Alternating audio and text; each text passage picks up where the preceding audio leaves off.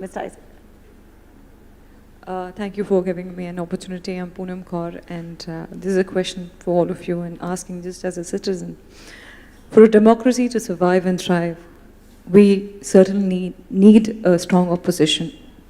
Whereas we see in many states that they're enjoying the monopoly. And in this position, how do we really say that the center is unfair or the state is unfair? Nobody is really looking at democracy on the whole. Secondly, so this question was specially for you. Bugna sir, for you.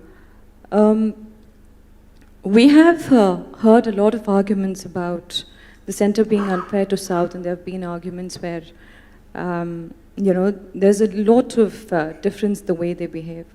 And having the strength that you have, would you, looking at the situation in Andhra Pradesh, not really ask for special category status? Are we losing it out because of our political selfishness?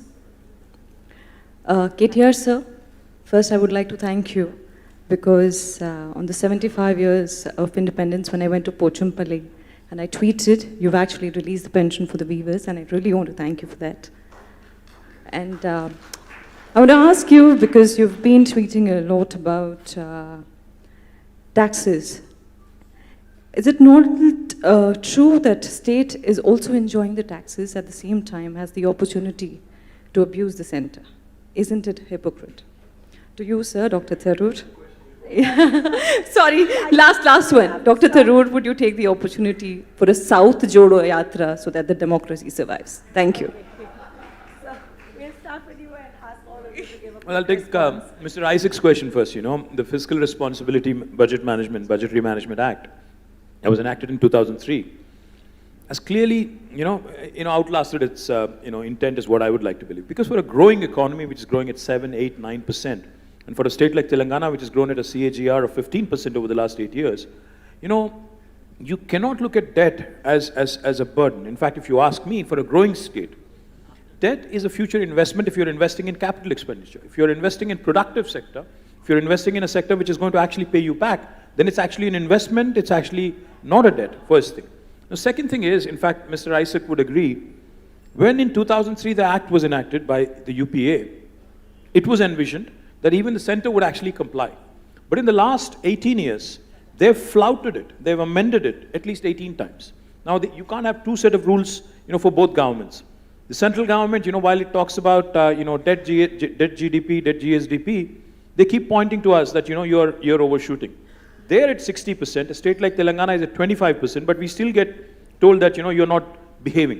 And the last thing I'll tell you, to penalize us, to choke us, to strangulate us, and to tell us that, listen, you're not in compliance, the SPVs that have been borrowing, the corporations that have been borrowing, to look at their debt burden and to actually put it on us, on the state, as, covered under our FRBM, and to put it retrospectively, is something that I will certainly challenge.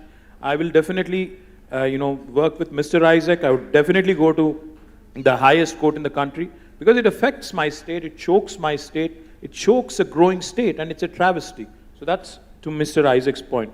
Now, Poonam, I thank you for supporting handlooms. You said we are hypocritical. I don't think we are at all, because, we are a proud contributor to this nation. I'm proud that Telangana is a contributor. We are only 2.5% of India in terms of population, but we contribute to 5% of GDP.